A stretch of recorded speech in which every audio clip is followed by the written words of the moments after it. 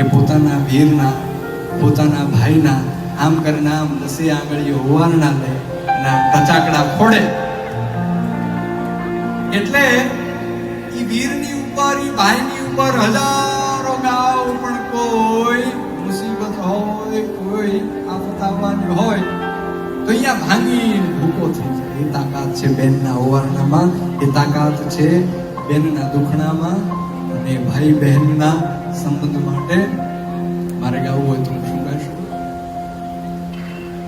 કોણ હલાવે લીમડી ને કોણ ઝુલાવે પીપળી,